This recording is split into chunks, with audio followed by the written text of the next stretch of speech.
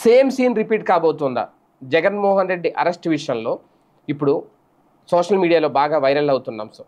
2023లో నంద్యాలలో ఉన్న చంద్రబాబు నాయుడు గారిని 2023 సెప్టెంబర్ 10 అనుకుంటా నంద్యాలలో ఉన్న చంద్రబాబు నాయుడు గారిని ఎలా అయితే విజయవాడకి తీసుకొచ్చారో, అలాగే ఇప్పుడు జగన్ను కూడా బెంగళూరులో ఉన్నప్పుడే ఆయన అరెస్ట్ చేసి రోడ్డు మార్గం గుండా గంటలు గంటలు తిప్పి తీసుకొస్తారు అనేది ఇప్పుడు సోషల్ మీడియాలో బాగా వైరల్ అవుతున్న వార్తలు. అంటే అలా తీసుకొస్తారో లేదో తెలియదు కానీ జగన్మోహన్ రెడ్డిని త్వరలోనే ఇక అరెస్ట్ చేయబోతున్నారు అని గట్టి ప్రచారం అయితే జరుగుతోంది. నిజంగా బై రోడ్డు మీద తీసుకొస్తే అది ఆయనకు వచ్చే సానుభూతి, ఆయనకు వచ్చే సింపతి మామూలుగా ఉండదు.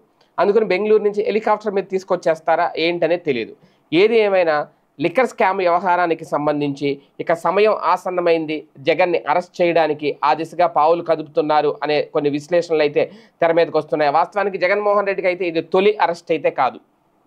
ఎందుకంటే ఆల్రెడీ గతంలో అరెస్ట్ చేశారు. 16 నెలలు పెట్టి ఆయన జైల్లో ఉన్నారు, చెంచల్గూడ జైల్లో. ఆయనకి జైలు కూడా కొత్త ఏమీ కాదు. కాకపోతే ఈసారి మాత్రం ఆయన్ని రాజమండ్రి సెంట్రల్ జైల్లోనే పెడతారు అనేది కూడా బలంగా వినిపిస్తున్నమాట. ఎందుకు అంటే చంద్రబాబు నాయుడు గారు కూడా అదే జైల్లో ఉన్నారు కాబట్టి.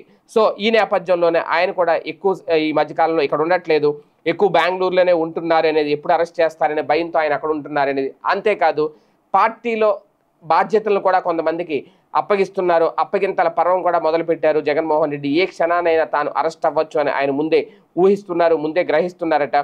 ఇప్పటికే జిల్లా అధ్యక్షులు కూడా పెట్టేశారు. జిల్లా అధ్యక్షులకు ఫుల్ పవర్స్ అయితే ఇచ్చేశారు. ఏపీలో ఉన్న 26 జిల్లాల్లోని వైసీపీ క్యాడర్ యాక్టివేట్ అయ్యేలా కూడా అధినాయకత్వం స్పష్టమైన దిశానిర్దేశం అయితే చేసింది. వైసీపీ ఈసారి జగన్ అరెస్టు అన్న అతిపెద్ద రాజకీయ ప్రకంపనను ఏ విధంగా ఫేస్ చేస్తుంది అన్నది ఒకవైపు చర్చ.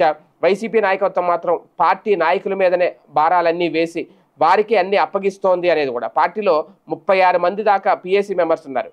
అలాగే రీజనల్ కోఆర్డినేటర్లు 10 మంది వరకు ఉన్నారు. అలాగే జిల్లా అధ్యక్షులు ఉన్నారు, రాష్ట్ర కమిటీలు, అనుబంధ కమిటీలు, ఇలా చూస్తే వందల్లో నాయకత్వం ఉంది. ఇక జిల్లాల నుంచి దిగువ స్థాయిలో చూసుకుంటే ప్రతి అసెంబ్లీ నియోజకవర్గంలో ఇన్ఛార్జిని ఆల్రెడీ నియమించేశారు. అంతేకాదు మండల, గ్రామ స్థాయిలో కూడా పార్టీ కమిటీలు ఇప్పుడు వేస్తున్నారు. ఈ విధంగా పార్టీ స్ట్రక్చర్ గట్టిగా ఉండడానికి ఒక పెద్ద ప్రయత్నమే మొదలు పెట్టేశారు. ఇదంతా చూస్తూ ఉంటే ఏపీలో ప్రస్తుతం, అది కూడా వైసీపీలో ఏ రకమైన ఉపద్రవం రాబోతోంది, దాన్ని ఎదుర్కోవడానికి మొత్తం ప్రీ ప్లాన్డ్గా అన్నీ సిద్ధం చేసుకుంటున్నారు జగన్మోహన్ రెడ్డి అనేది ఒక ప్రచారం అయితే జరుగుతుంది.